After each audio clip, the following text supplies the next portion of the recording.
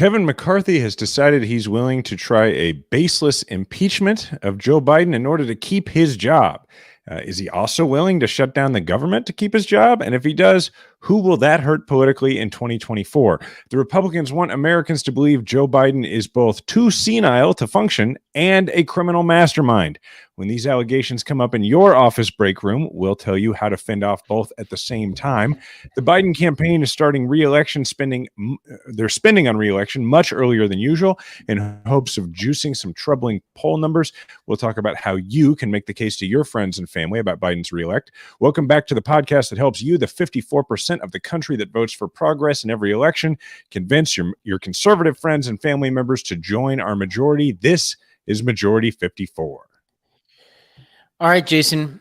Well, big announcement this morning from Kevin McCarthy. Let's go to this clip. Despite these serious allegations, it appears that the president's family has been offered special treatment by Biden's own administration. Treatment that not otherwise would have received if they were not related to the president. These are allegations of abuse of power, obstruction, and corruption, and they warrant further investigation by the House of Representatives. That's why today I am directing our House committee to open a formal impeachment inquiry into President Joe Biden. This logical next step will give our committees the full power to gather all the facts and answers for the American public. That's exactly what we want to know, the answers. I believe the president would want to answer these questions and allegations as well. This effort will be led by Chairman James Comer at the Committee on Oversight, in coordination with Chairman Jim Jordan for Judiciary Committee and Chairman Jason Smith on Ways and Means.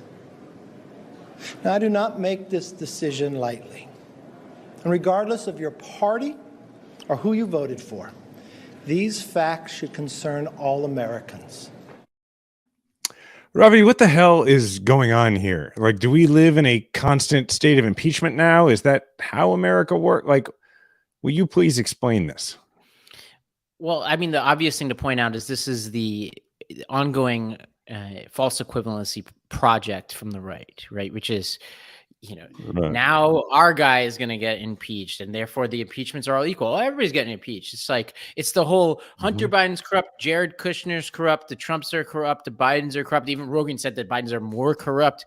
And I'm just like, I mean, people, they're counting on the American people not being able to distinguish the magnitude and severity of allegations. That's what they're counting on. Now we have to take seriously that they could be right about that. So we have to vigilantly push back on what it is they're saying. He says these allegations should concern us all. What allegations exactly, you may ask? I actually wasn't, as somebody who follows this very closely, wasn't exactly sure what they were going to go with because there's so many things they've thrown at Biden. But let's look at a couple of clips of McCarthy kind of meandering his way through this. Because remember, this is an impeachment inquiry, not an impeachment, Jason, because he did not have the votes. Well, hold on. Will you explain the difference for people? Because I still don't think I know. It's basically like you explain the difference for people because I don't think I can.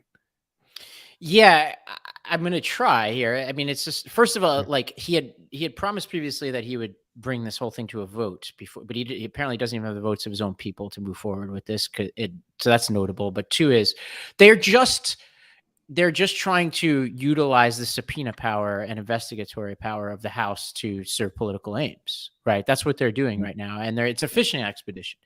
And, McCarthy was actually asked about some of the things I just mentioned. I think it was Manu Raju from Politico. Let's go to this clip.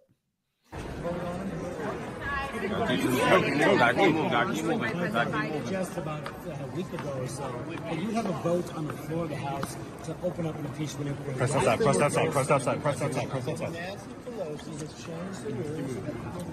We're just following it. How are you, sir? Good to see you. And we're following through. Do you believe there's been any wrongdoing by President? Do you believe there's an impeachable offense that President Biden has committed? All I said is an impeachment inquiry allows us to get answers to the questions that are. Don't you think the public wants answers? This is the just asking questions inquiry, Jason. Yeah. That's where we are. Yeah. He literally just says it. He literally at the end says, we're just asking some questions. We're just asking questions, you know? But it feels like asking questions is a thing Congress gets to do without trying to impeach someone. I feel like that's like oversight, and like they've created like oversight committees on steroids. They've created committees whose job it is to conduct oversight over the overseers, like to go back and look at investigations of Trump and see whether they were okay. It really, I mean, I think to your point a moment ago, it just feels like they're like, look, we're either going to end up with Trump as our nominee, or we're going to end up with somebody who said they would pardon Trump as our nominee. So either way, we will have corruption credibly hung around our necks.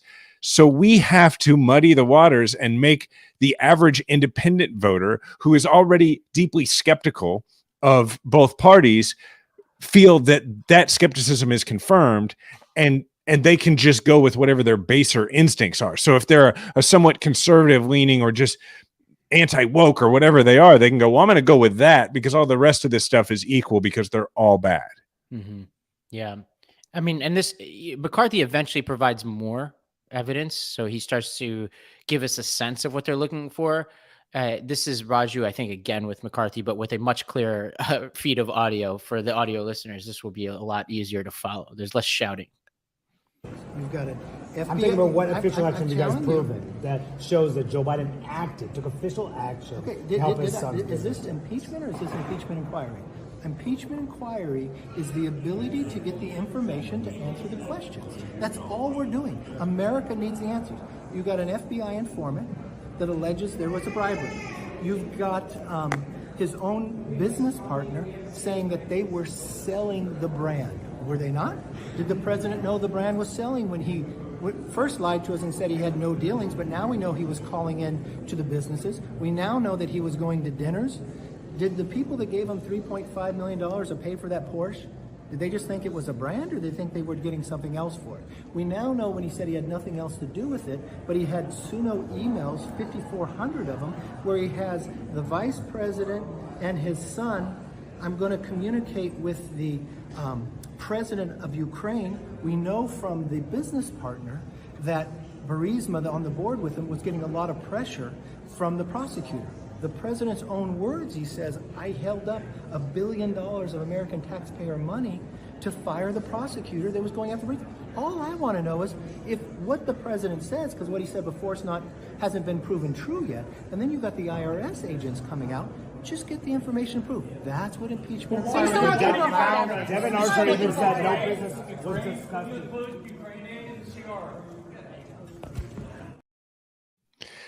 That was like a lot of words. Ravi, you're more familiar with this world. Can you break some of this down? I'll just pick the last one, right? Which is this allegation that Biden got this prosecutor fired in Ukraine. This has actually been long clarified. So basically, the background here is that Joe Biden, back when he was vice president, leveraged $1 billion in aid that we provided to Ukraine to get them to fire this guy, Viktor Shokin, in March of 2016. So like in the final years, let me get this timeline right. See, it's confusing all of us. Yeah. March of 2016. Okay. So Biden pushed for the ouster of this prosecutor Shokin, right? And this prosecutor, this was not just a United States effort. The EU ambassador to the Ukraine wanted this prosecutor fired. Civil society wanted this prosecutor fired. And they wanted him fired not because of anything to do with Burisma or anything like that. They wanted him fired because he wasn't going after corrupt people within Ukraine. And a big part of the U.S.'s efforts in Ukraine was to push for, core reforms to its system to make them less corrupt. And yes, okay, I was just trying to get my timing right. This was March 2016, the end of the Obama presidency. So the people are saying, okay, Biden actually had an ulterior motive here. So you'd have to believe that he had an ulterior motive, but everybody else in sort of the coalition, NATO, or allies within the government, had their independent reasons or somehow were manipulated by Biden to go after this prosecutor. The other, and by the way, Senate Republicans looked at this and found no wrongdoing. It's also important to know that the timing doesn't line up. So in 2014, this guy Shokin investigated Burisma for money laundering and tax irregularities. The probe focused on 2010 to 2012. Hunter Biden didn't even join the board till 2014. So he wasn't a focus at all of the inquiry. And there's all these articles that interview civil society leaders in Ukraine, including the National Anti-Corruption Bureau of Ukraine, who said that this was absolutely independent of anything going on with Hunter Biden and Burisma. And a lot of people, like this woman, Daria Kalinuk, who's the co-founder of the Anti-Corruption Action Center of Ukraine, who said, yeah, this prosecutor needed to go. We all agreed he needed to go. So it's just bullshit. He knows it's bullshit. The Senate Republicans had looked at this and also found it was bullshit. Well, let me just say a moment of appreciation between the two of you. You're the one who's willing to like trudge through this mud all the time and well, inform us about this. The problem is, and it's in public service, and I appreciate it. Confusing myself, honestly, like in the beginning there, it's like I'm trying to confuse myself of the timelines around this kind of stuff. But look, and the rest of it, we've talked about some of the other stuff. Like they're talking about, oh, Biden was having business meetings. These were the phone calls, if you remember, where Hunter Biden's calling up his dad, being like, God knows where he is. And he's like, hey, it's my dad or whatever, and it's like, or he'll be in a different country. Joe Biden will have dinner with his son, and maybe he brings along some of his business associates with him, which is not great. Joe Biden shouldn't do that, right? You should vet everybody you sit down with, including your son's friends. But at no point has anybody alleged that Biden was conducting any business, that he was aware of any of the business, that they discussed any business. And being a little dumb politically is not a crime. And at no point have we alleged anything other than some nice dad stuff that probably was dumb politics. Yeah. Yeah. I mean, I'm pretty convinced not to vote for Hunter Biden. Yeah, I'm with you.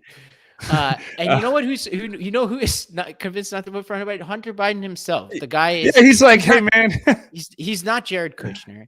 Right. Yes. I mean, look, like Hunter Biden, like deserves. Like I think the prosecutor, like people need to look into like whatever Hunter Biden is doing and make sure he follows the law like anybody else. Like it's definitely certain that if he was any normal person, he wouldn't be getting that kind of scrutiny. But that's the cost of doing business when you run for president. There's going to be more scrutiny on your family. The difference, though, is there is a Republican prosecutor who is held on from the Trump administration, who is investigating these claims and who's now given special counsel status. And part of the allegations from McCarthy is that that Biden is somehow giving special treatment to Hunter Biden. Now, that special treatment includes appointing a special counsel who is appointed by Donald Trump. That's the special treatment you allege? Yeah, it's they're getting rather desperate, but it to your point earlier, it could work, right? I mean, we remember Benghazi. I worked for Susan and that Rice. was McCarthy.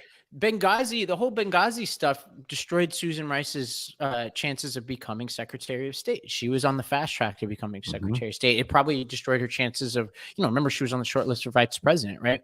Like this kind of stuff matters. Benghazi also stuck to Hillary Clinton. It damaged her, the whole process of that whole thing. So like this stuff matters. We need to take it seriously. We need to fight it. We need to be aware of it. We have to understand the facts. Unfortunately for us, that also means that we need to follow every dumb accusation that comes out. And I also think really importantly, we need to admit whenever something dumb happened, right? If Biden continues to wade into what his son did or didn't do, we need to speak up and be like, somebody over there, tell him to stop doing that, right? Which I did on the podcast a couple of weeks ago. I think that helps when you're talking to people about like, there's some dumb stuff going on here that actually makes total sense if you're a parent, but also doesn't make a lot of sense if you're the president of the United States in 2023, right? And like we elect you to be president, not to be dad. And we need you to be a focused president. And as Democrats, we need you to be a disciplined political actor. And sometimes he's not always that. I can understand it, but he needs to clean it up. The people around him need to clean it up. It seems like they've been doing a better job in the past few weeks on this. And what you're saying is that that's what people listening should do when this stuff comes up. Is you have to, for sure. If you'll seem completely unreasonable if you don't at least concede, like, yes, from an appearance perspective, there's probably things that if he hadn't been trying to be a good dad, he could have cleaned up, right? And then because you've got to speak to that. Now, what is interesting to me about this and really scary is that I don't think Kevin McCarthy wants this. I mean, clearly he's been trying to avoid this. He doesn't think this makes any sense. Now he's having to sound like it does. And that is comical on one side and scary on the other. Comical in the sense that I promise you that there are conversations, because McCarthy and Biden have to talk on a semi-regular basis just to do their jobs. And I promise you that that those conversations, not about impeachment, but about other things, sound a lot like McCarthy confiding in Biden, like, hey, I got a lot, as you know, I got a lot of crazies that I got to deal with. And Biden being like, I know, we're trying to stay out of your way while you do it. Like, there's no doubt in my mind that they have to often work together as a pair in creating space for McCarthy to act in ways like when it comes to funding the government. Biden knows that if he does certain things, it's going to make McCarthy's job harder with the craziest people in his caucus. And what is wild to me is that now impeaching the guy that he has to have, or making an inquiry, whatever, about impeaching the guy that he has to have those working relationship conversations with, has become a part of that triangulation. Like, you can hear it in the way he's talking about it when he talks about an inquiry versus an impeachment, that McCarthy is trying to take, and it's such a weird thing to say, a moderate stance on impeaching a guy who didn't do anything wrong. Yeah. And that's how extreme, and I think that's something important to point out to people when you talk about the Republican Party wholesale, is that they've so gone off the deep end that you've got their speaker, in order to hold on to his job, having to launch an impeachment inquiry that he quite clearly does not believe has any merit whatsoever. Right. And, these people who took back the House for Republicans, especially in the swing districts, and there's a lot of the people who, made it, impossible for McCarthy to get to a majority on this inquiry, are probably saying, look, I promised my constituents all this stuff, that we focus on the opioid epidemic and this and that and inflation. And if they see me day after day sitting next to Marjorie Taylor Greene with crotch shots of Hunter Biden, it's going to really hurt my credibility as we enter the final stretch of this campaign. Speaking of important issues, you talked about the shutdown. So the House reconvened yesterday with a very pressing deadline. I guess very is not necessary in that sentence. A deadline, a pressing deadline to fund the government. They have to fund it by September 30th. There's a lot of details here, but I just want to pause. Jason, why is this always it feels like we take a breath and there's another thing. We're going to default on our debt. We can't fund the government. What the hell? Why can't we just fix this? It's like, man, get in the writer's room and come up with a different way to end the season, because you ended last season this way. And it was just like, we're done with this cliffhanger. I think at the end of the day, doesn't it just come down, and this is how I would talk about it with people in your lives, doesn't it just come down to the fact that the Republicans don't really want to fund the government at all? There's not really a level at which they do. And so, and the Freedom Caucus is clearly in charge. This is what we thought and feared would happen when McCarthy just barely became speaker. When Kevin McCarthy just barely realized what is clearly a lifelong self-actualizing dream for himself personally, that is not for the best of the nation. It meant that there would be there would be a minority of the Republican Party that would have a hugely disproportionate level of power over him, because they can initiate essentially a reconsideration of him as speaker at any time. And that's, I think, where we are now. Yeah. I mean, Gates is continuing to go after him. I haven't heard a lot from Gates until recently. It seems like Gates only kind of materializes when there's something going on with McCarthy. It's weird. He's almost like he's like a character in the McCarthy drama. But you talk about the government, the Republicans not wanting to fund the government. The Freedom Caucus have demanded cuts to all 12 appropriations bills. And so this is what they're asking for. And in an August letter, they also asked for a border security bill. So basically they want cuts and other things. They want increases for them. They basically want to be president, essentially what I think. Yes, exactly. Saying, They want actually the Yeah, president doesn't even have a line item veto. They have a line item veto, it seems, with McCarthy here. It's a really good point, and I think it's a good way to talk about all this stuff, all of these issues, whether it's impeachment, whether it's border security, whether it's the funding of the government, all the different stuff. Supreme Court picks, from the past few years that the Republicans in the Senate have blocked. It's an important, I think, point that you can fall back on in these conversations when you talk about the state of American politics and you talk to somebody about which party is to blame for what. We always think of it as that the Democrats are the party of government because we tend to think that government has some value to provide, and that the Republicans are the party of being against government. And I think that that's basically true. But if you're talking to someone who votes Republican, that's too simplified for them. And they're going to be like, they're not going to buy into that. That's going to sound like just something that's just kind of overly mean from their perspective, and they'll feel attacked by it. But I think what you're saying is important, which is another way you can go with it is that, look, I'm with Biden and the Democrats because I think that there are roles to play in the country, and that these jobs that we've given these elected people have certain lanes for a certain reason. And ever since, about 2017, when Trump took office, or even prior to that, when Merrick Garland was blocked, these roles are being blurred, and it's because the Republicans won't accept the idea that certain roles have certain powers, and it's why nothing is happening in this country. You go back to, McConnell deciding, well, it doesn't matter if it's the president's right to nominate someone and we're supposed to advise and consent. We're just not going to do it. We want to be president and we want to pick who it is. And then you get into, Trump abusing power in a myriad of ways. And now you have the House saying like, no, actually we'll decide what is actually in a budget that passes, not the president. And we see this at every level, right? Like when you think about what's happened in states like North Carolina, where a Democrat became the governor a few years ago, and then they pared back the powers that the governor has, or what we talked about last week in Wisconsin, where the Democrats won a seat that is basically the swing seat on their state Supreme Court. And before the new justice takes the chair, they're talking about impeaching and removing that person. Like, maybe it's not just an argument about abuse of power and having the wrong ideas. Maybe it's just, hey, America doesn't work when people don't understand that they're supposed to do the job they're elected to and not the jobs they're not. Yeah, it is weird because it comes at a time when there's some really interesting legislating going on in the Senate.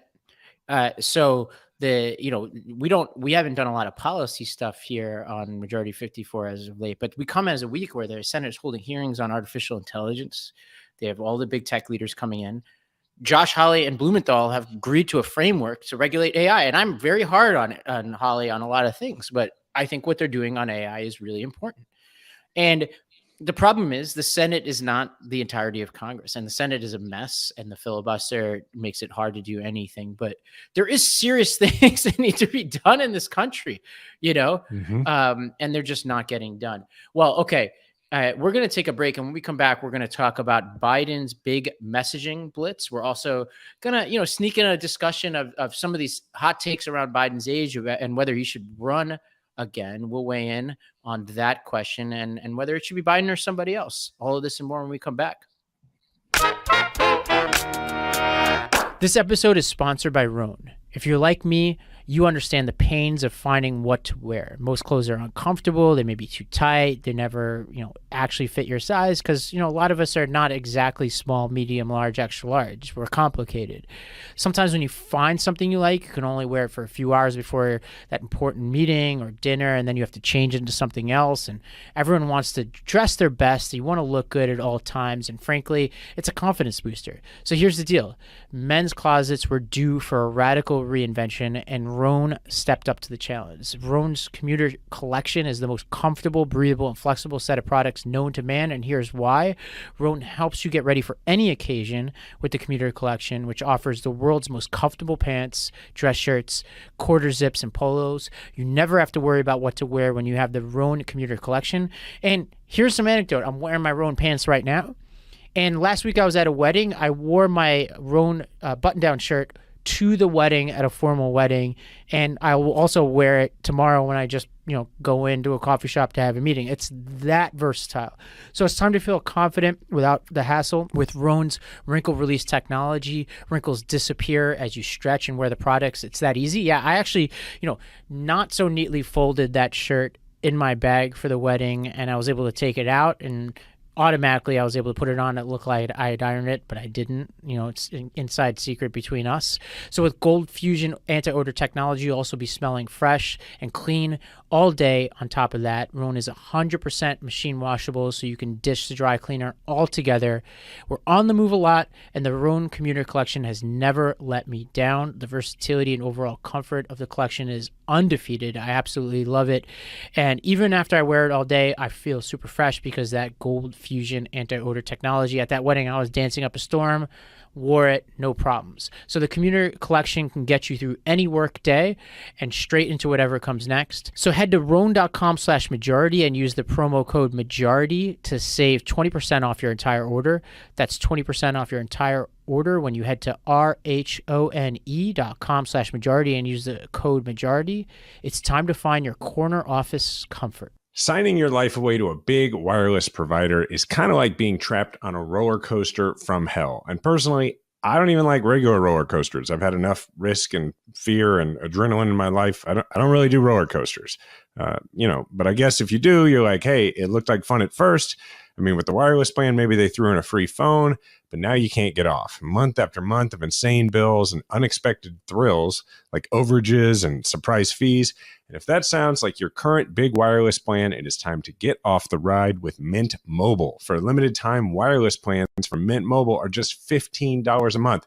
That's unlimited talk, text, and data for just $15 a month. Think about how much you could be saving. Think about what you could be doing with that, right? Like when you're scrolling through your phone, like if you're like me, every once in a while you visit the app store and you're like, is there anything here that I just absolutely need that I'm not aware of? And then you're like, oh, $4. I'm not going to do that. Well, now if you did this, you'd be like, I have $4. You could get that thing that you really don't need, that you didn't know about, that it turns out you need.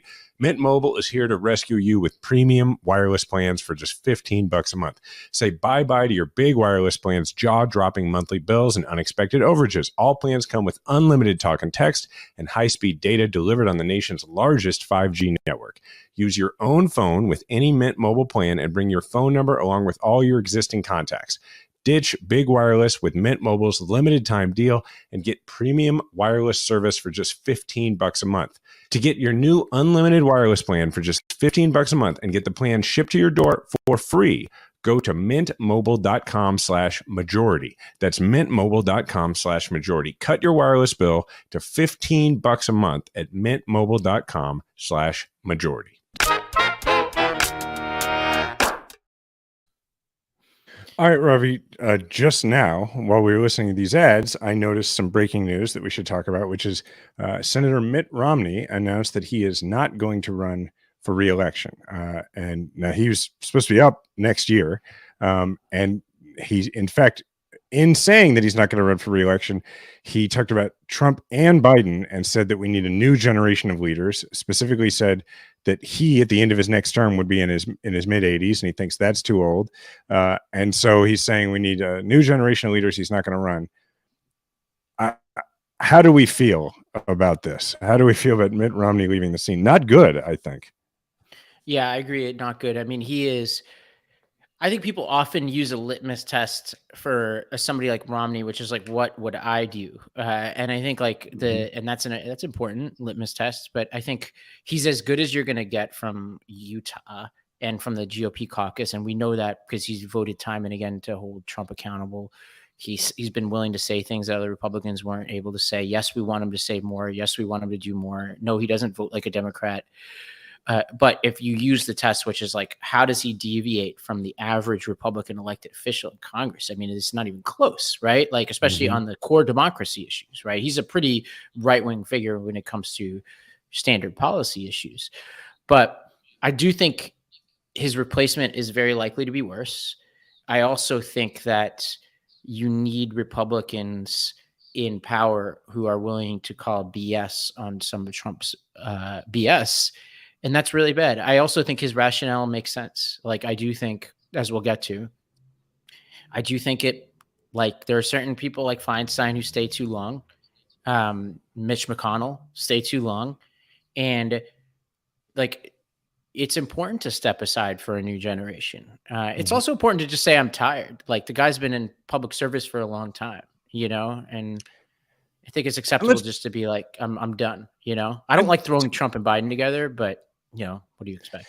To be fair, there's a good chance that Mitt Romney saw polls that said he probably wasn't going to win re-election because he was going to have a primary from the right that might be successful in Utah. And he went, maybe I'll win, maybe I won't, but it's not worth going through this. Right.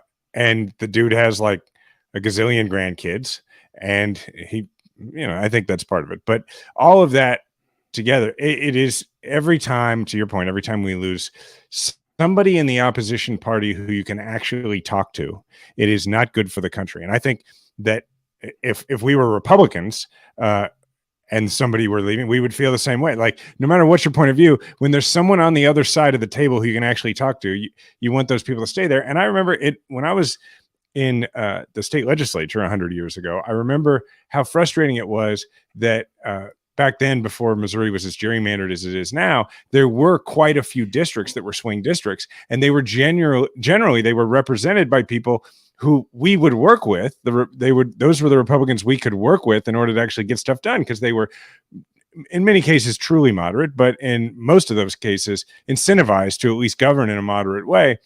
But they were also the ones we were most likely to be able to beat. And so you would spend a lot of time trying to beat the only people who you could actually get anything done with. And it could be very frustrating. And that's, it's different here because he would lose to somebody from the right. But either way, it's difficult to lose the people that you can actually deal with on the other side. So I don't know. I don't have any thoughts other than that's probably not good. Our friend Spencer Cox, who's been a guest on the show and is the governor of Utah and is I would say I don't know if moderate, but a rational Republican governor in many respects, and is a good friend, is up for re-election as governor. And so I think he will not be running, is my guess. I haven't asked him, but yeah. And so there's that. Being honest, if you're Spencer Cox, you'd much rather be governor than senator. Like, he would have a much tougher road to become senator. Yeah, that's tough.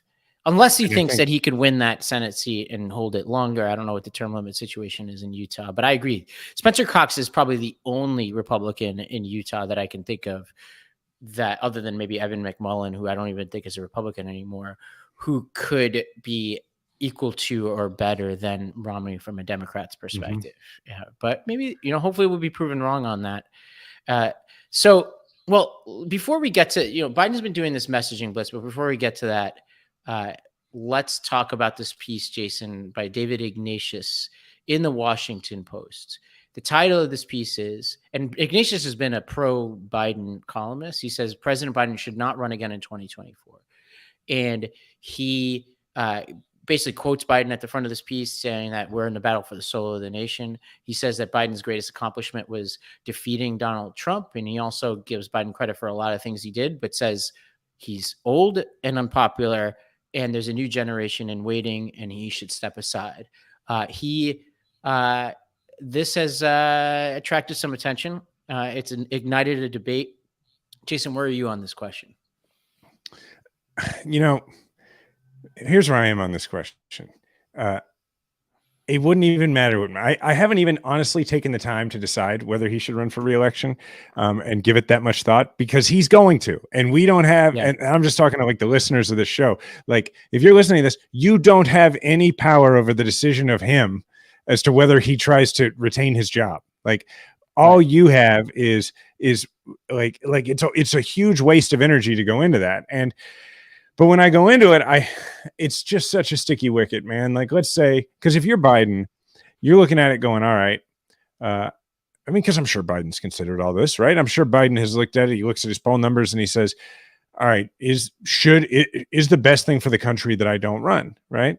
But then you've got to ask yourself the same question that he had to ask himself last time, which is, if I don't run and it turns out that I was the best person to hang on to this office, how am I going to live with myself? Right. And the only thing he has agency over is actually trying to win. And so that's why I just don't see this happening. I think that if, as a person who can say that I have been afflicted at some point in my life with the with the belief that I was, when Trump was president, the best person to defeat the worst person ever to be president. Once you come to that conclusion, until something really big happens in your life, like it did for me, you're not going to be disavowed of that. And if you believe that, then you believe you have a patriotic and moral duty to do it. And so whether that's right or wrong, that's what I think Joe Biden believes. And that's the horse that we're going to be riding. And people need to figure out how to make that argument. Yeah, I'll be a little bit more pointed on this, and some of our audience members aren't going to like this, although maybe you will, because polling shows, this is from Thursday, CNN poll, that 2/3 of Democratic leaning donors say the party should not nominate Biden for a second term. So there are a lot of people out there who are very fond of Joe Biden who don't think he should run again, and I count myself among them. In part because 82 is old, 86 is older, which is what he'd be at the end of his term.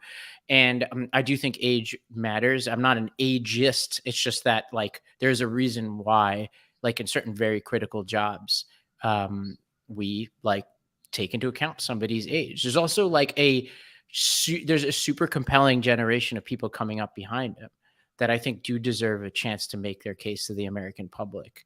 And I think there is a good chance that one of those people would have a better shot of beating Trump than Biden. I think Biden won last time. And basically, you know, Obama used to say, like, my poll numbers aren't here to put on a shelf and admire. Right. And Biden has lived that in his presidency. He has fought the fight. Mm-hmm. He's passed a lot of great legislation.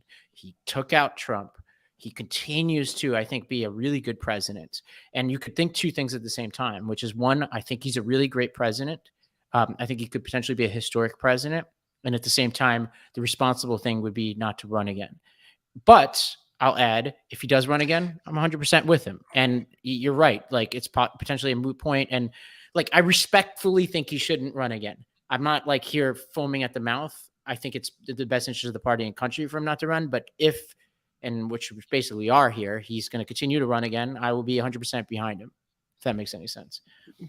Yeah. Well, the thing is like, every time I try and play out what would happen if he didn't run, I mean, the arguments, you know, if you want to make the point you make about like his age and that kind of thing, it's a reasonable point of view, right? But then what Ignatius is arguing here, and what most people who talk about this say, is that it makes him so vulnerable that therefore he has a responsibility not to run, right? Because then they talk about how Kamala Harris is not popular, and the Republicans are going to say, look, she's the one who's actually going to end up being president, and so they run against her, which is, I'm sure, the case they're going to make. For sure. And then, you know, and they say, look at how much damage has been done to him politically because, you know, A, because of his age, but B, because of all the stuff that's going on with what we talked about a few minutes ago with this impeachment inquiry and everything. But the problem with that, and why that is naive, is because it assumes that that there's anybody else on the spectrum that you can put into his place who's not going to end up with just different and possibly worse baggage, right? Because I hate to use the term baggage because so much of it is just because he's accomplished things, but baggage manufactured by the Republicans. Because one, you'd have to have a primary, and you're right, there is you know, you and I personally know most of them, the people who would be in line to jump into that primary, and it's going to be a big fight, and people are going to dump opposition research on each other, and that's going to create you know, some drag on folks. And at the end of the day, there's quote unquote baggage that people have already heard over and over again, and then there's baggage that's new, and baggage that is new politically tends to be a lot more salient, right? Which is why in 2016 they weren't talking about Whitewater.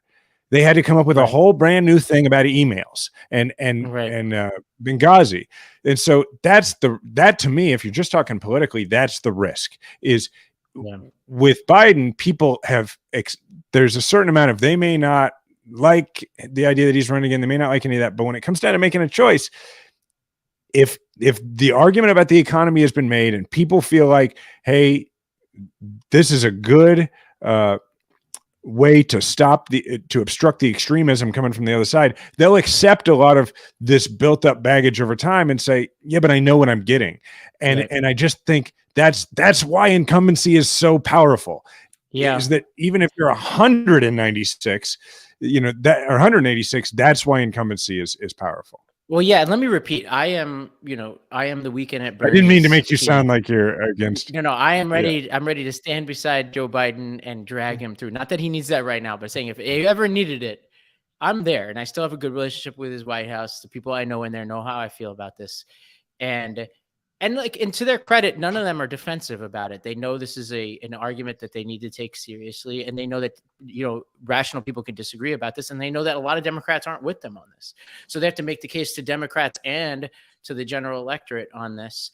And I think the best course of action here, in my opinion, is to take the argument seriously. Don't dismiss it, and do the best you can to mitigate it, right? And I think in this case, I agree with you that like there are incumbency benefits, but there also were benefits. I think when Joe Biden ran last time, and the reason why he was as popular as he is that sometimes being president just means you have to do a lot of unpopular things, right? And you also have to own crises. Like Afghanistan's a good example of that. Like, he had to do things that he was in the middle of things that he wouldn't have been as a candidate or as vice president. I do think it would be interesting if he decided late, because I actually think that would make for a better process, because I think it takes too long to run for president now. And I actually think it could be interesting to have a little bit of short-term chaos. I think it could lead to more authenticity in the race, if that makes any sense. Mm-hmm. Like people just kind of off the cuff. They can't have huge teams. They can't have these humongous budgets. It would make for a fascinating campaign. But again, I hold this position at about 51% of, sort of certainty. So I'm not, and you made a lot of really good points. Like maybe I'm 50-50 after that. But it's also because it's academic, because we don't get a vote in whether he runs again or not. I guess we do in that if there were a contested primary, but there really isn't a seriously contested primary. So, okay. With all that said, we should get into the arguments against him, which you alluded to a moment ago, and what the Biden campaign is trying to do now. Yeah, they have begun a messaging blitz, which is interesting because they're in the middle of a $25 million battleground state campaign to promote his economic record. And this is the sort of Bidenomics messaging blitz. And this is really early for an incumbent. And particularly the New York Times reports that he's concerned about young Black and Latino voters, key parts of his coalition.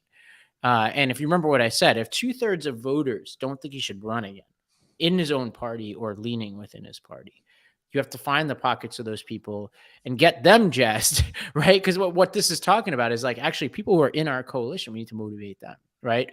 Mm-hmm. And we have to use this opportunity while the Republicans are sort of battling it out, if we want to be generous, to, shore up the narrative internally and also just keep the pressure on, get the message out about who Biden is. But as this article makes clear, it's very hard to break through in this environment right now. Here's another, just a larger question that I have about this, because the basic premise here of the article and of the conversation about Biden running again is that, well, his numbers, as the article puts it, are subterranean. Is it possible that we're at the point where presidents running for re-election, that's the default, that people are so dissatisfied with the general direction of the country and with the fighting between the two parties that that's going to be put on most people in these positions, and it's now becoming separate in a way as to whether or not people will vote for them, right? Like it just feels like there is a divorcing of approval numbers and vote getting that is happening. I don't have evidence for this, but does it feel this way to you? I thought about this. It's possible it's true. There are kind of a couple options. One is it's always going to be baked in that who the president is going to have like a ceiling in poll numbers. And then there's a question of these independents. Can you win over enough independents? And those numbers are not going to change much from election to election. Remember Obama, a different era, but in his re-election, he started more unpopular than he ended it. I wouldn't expect it to be quite as dramatic as what happened in that campaign. But I think two is, and this might be where I am, is that I actually buy that argument but it's almost like a kamikaze theory of elections, which is like, let's send people out, let them become unpopular as president. And then when we have a good alternative, switch them out. That's kind of where I am right now. It's almost like defensive linemen in the NFL, which is like, or NHL sort of line shifting, which is like, all right, like if we've got a good alternative, bring them in.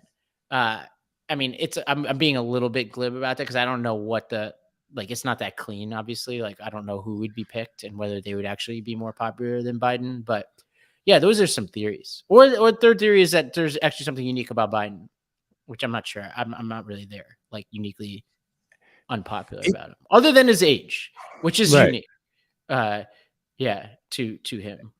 Because it just feels like if you are running for president at this point with the aspiration that you're going to have a large share of the population say they approve of you, it just feels delusional.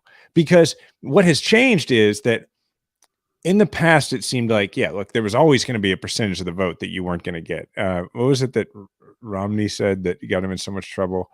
46% of people were like takers or something. Yeah. And, but whatever, like the point being, which is not what I mean, but I mean, like what Romney, I think in his mind, he was trying to say, there's a percentage of the people who are never going to vote for me. But what has changed is that now a substantial percentage of the people who are never going to vote for you hate you. Yeah. And that influences the people who would consider voting for you. And so I think the difference is, and we're getting a little philosophical here, but I think it's important to keep in mind that if that means the difference here is that the people whose vote you might get might also still be in the category of people who may never say they approve of the job you're doing as president, that should be baked in, right? If there are people who are like, I can't stand the idea of Trump again. I could never vote for a party that wants to take away my daughter's right to regulate her own body, all those things. But they listen to Joe Rogan and they mostly, they're probably a guy and they mostly, consume content that is sports oriented or entertainment and not a lot of politics. But, they would be willing to go vote for you because they think the economy is going in the right direction or they don't like what the other side has to say. They're A, probably never going to answer a poll, but B, if they do, they're probably going to say they don't think you're doing a good job. I've been lately listening to Bill Burr's podcast. And Bill Burr says a lot of stuff I disagree with, but I have some podcasts that I go to when I'm like, there's no interesting new episodes in the ones I usually listen to. So I go back and just like, we'll kind of put it on in the background. And his is very much an in the background podcast because he just kind of rambles about whatever's going on in his life. And every once in a while he gets into politics. And it's interesting because he's really thinks that everything going on with the climate is messed up. He feels very passionately about it. He's talks a lot about the strike going on right now in Hollywood. He talks about how corporations can't be trusted. He was a Bernie Sanders guy, but he also gets really upset and says mean things about what he calls liberals, right? I think that attitude is way more common than we realize. And I'm surrounded by a lot of people like that around here. And I think a lot of those people voted for Joe Biden last time. And I think they would vote for Joe Biden the next time. But I don't think you would ever hear them say something about why they like Joe Biden. Right.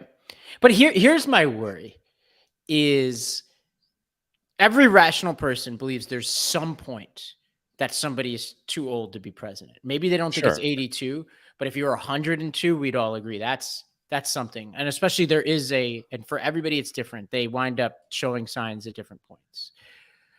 My worry is that we cross the threshold during this campaign or during this presidency where we're forced to get on podcasts like this and pretend that things are different than what they are. And where all the other people who are like swing voters and all this, who aren't kind of like loyal Democrats, will be acknowledging realities that we are forced to ignore or acknowledge and have to explain away. That is the world that I fear the most. And that is a world where Trump will win the election. And because people will look at that and say, I'm not a weekend at Bernie's Democrat. Like I am a person who needs somebody to be lucid and clear and clearly up for the job and all that. And I am, to be clear, I'm not saying Joe Biden is there right now, but I'm saying that like with each year that passes, we run the risk that he crosses that threshold. That's just what happens when you get old. My grandfather died when he was about Joe Biden's age, and he was not in any way capable of doing anything during those last few years. Thankfully, Joe Biden is healthier than that, but for how long will he be healthy? I don't know. We're rolling the dice here. One thing we should point out is that he and Donald Trump are not very far apart in age, and that Donald Trump shows far more signs of cognitive decline, in my opinion, in the way he talks. It, I think, is packaged better because they package him as very frenetic when he clearly is not. We don't see Trump out there anywhere near like we used to. Right. And to me, if I have a concern about it, you put age, you put everything else aside. It's just when you look at the poll numbers, what you have to be concerned about is, and this is always, I think, a concern with an incumbent running for re-election, is there an adequate level of enthusiasm on our side to get the vote out? And will the fear of the other side be, and I think there's a good chance it will be an adequate alternative to the enthusiasm for our side? And so that's, I think, ultimately the big question as far as that sort of thing goes. So, well, okay. All right. Is it one for us time now, or it's one for us? And there was, I feel like bad because that was so uninspiring, but at the end of the day, the dude has, with some exceptions, done a very good job, and we're all going to have to work very hard to make sure that he gets reelected. So yes, Dad. All right. Yes, Dad. I will. Okay. All right. Update. All right. You want me to tee up? Let me ask you. Okay. Let me do that. So in the one for us, this is one that if you usually skip out on this, folks, you want to stick around for this. Ravi has had a tennis. No, you know what? You tell them about this thing that I'm about to find out live whether you lost a bet and have to get a tattoo on your butt. There's a buddy of mine, Mickey, who grew up playing tennis in Brazil, and I just started playing tennis the past year and a half. We made a bet that we would play a tennis match, and it just happened this past weekend. And whoever loses would have to get a tattoo on their butt that says Pura Vida, which is a Costa Rican saying. And so I'll cut to the chase on this one. I have been asking. I've been like, hey, what happened? And I didn't which tells you everything you need to know. I lost. Well, I'm sorry, because finally you were like, I'll tell you on air so you can react. Oh, I really thought you were going to tell me you won. There's two stories to say here. One is I lost, and it was pretty decisive. He was good at tennis, much better than I expected. Two is whenever we get this thing, he's going to do it with me. Which is really good, which is good on him. I did tell him before the match that I would do it with him, but that's when I was confident that I was going to win the match. But that was also my way of depressurizing the match for myself, so I could tell myself that it was going to go. And there were some and I feel like he felt bad because there were a very strange day of theatrics, which was like we had a match scheduled for 10 a.m. at Columbia University, which is in Upper Manhattan. And I got to Columbia at 8 a.m. and did a whole match with a different friend of mine to warm up. And then I got a call saying that they were moving the match to Prospect Park, which is over an hour away in Brooklyn, 2 hours later. So it would be at high noon. Oh, that's now I would have probably lost this match either way. So I don't want to say this was an excuse, but when I got to this match, I was not in a good mood and I was in a very bad mental state. And so it was bad. So I think my friend kind of felt bad about it. And so it was like, kind of, I'll do it with you. So we're going to do it at some point. But yeah, not a great sports weekend. We don't even need to talk about what happened in the NFL I mean, my team did some crazy, horrendous things. We probably did everybody in the AFC a solid, but bad sports weekend by and large, but good for Coco Gauff. There's one positive of the weekend, but yeah, that's the news. I'll say one thing about the NFL weekend, which is, because obviously the Chiefs lost as well. But what was a neat experience for me was I had the Raoufi brothers. For those who are new, the Afghan family that's become part of our family, et cetera. The Raoufi brothers over to our house to watch the Chiefs game, and they have no experience with American football, but they live in Kansas City now, so they're very aware that like. We probably should learn about they're sports fans anyway, but they're like, we need to learn about football because clearly it's like you can't live in Kansas City and not know how to talk about football.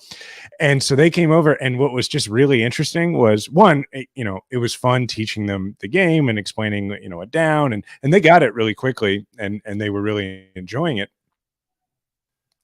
What was really interesting is just everybody who's like a longtime football fan who's lost perspective over this should have the experience of sitting with people who have never seen American football and watching them react to the utter violence of the game, because it really gives you perspective over how actually bonkers it is. Afghanistan in the dead of night. Exactly. Like, guys are violent. Like, these guys have been through some stuff, and they were like, whoa, like you could see they were like physically jumping up from, flinching at hits. And anyway, so that was interesting to see. Okay. Before we go, I do want to plug something, which is that Ravi and I on September 23rd, so coming up like in just over a week, will be at the Tribune Fest in Austin, Texas, for the Texas Tribune, and doing a live episode in person of Majority 54, where we'll have a guest, and we're going to sit and do this, but we're going to do it in a place where you can sit in the audience. You are not an OC fan, clearly. Ben McKenzie. No, I'm not, and I don't really. You have no idea how big that show is. I have reading to do before this. Yeah. So Ben McKenzie, who's the main character in the OC, is now a crypto expert, and he's a crypto skeptic. And so he'll be with us, and we'll be talking about, where cryptocurrency stands today, but really broaden out the conversation to talk about just fads in general and kind of like the culture of entrepreneurship in this country.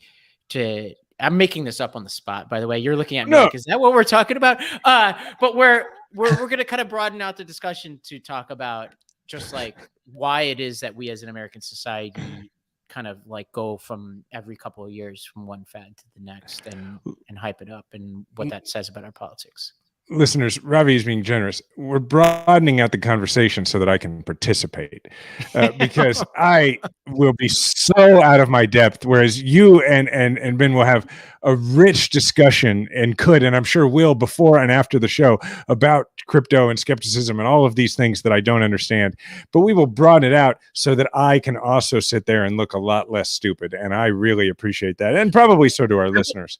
I will say the best approach to crypto, which I actually think we'll talk about during this interview, at the height of it, was to ask questions that the average person would ask, because these so-called experts were all pretending, right? So I think one thing we'll get to in this is, and this is true, this should be true of anybody listening to any policy discussion, whenever people are using jargon or they're coming up with complex explanations and all that, the smartest thing to do is to ask the question that seems really dumb.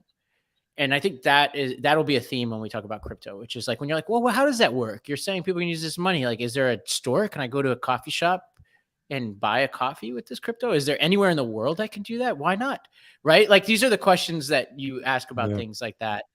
And people will make you feel dumb about it, but you're actually, the smart thing to do is ask those questions, So, yeah. Since we have a little time left, I'll tell a story that I heard Joe Posnanski tell not long ago, who's my favorite sports writer. And he talked about when he was a brand new reporter, he sat down. I can't remember who the pitcher was, but it was this legendary pitcher, and he got to sit down with him in the dugout, and there were all these other reporters around. And Joe Posnanski said to him, he was like, "Hey, I have a question. What's the difference between a slider and a curveball?" And he said all the other sports reporters laughed at him and everything. And then this pitcher went through and like gave him a really detailed explanation. And then all the other reporters left, and the pitcher looked at him and he's like, "Hey kid, none of those guys know the difference between a slider and a curveball." And so it's sort of the same deal. But all right. So anyway, if you're interested in going to that, you can get tickets by just looking up the Tribune Fest if you're in Austin, and we would look forward to seeing you. So thanks everybody as usual for listening to this. We did it again, Ravi. We got to the end. Remember to subscribe to Majority 54 wherever you listen to audio podcasts. Just search Majority 54 and please leave a 5-star review. Thank you to the Meidas Mighty. Remember, we all have a platform. Make sure to use yours today.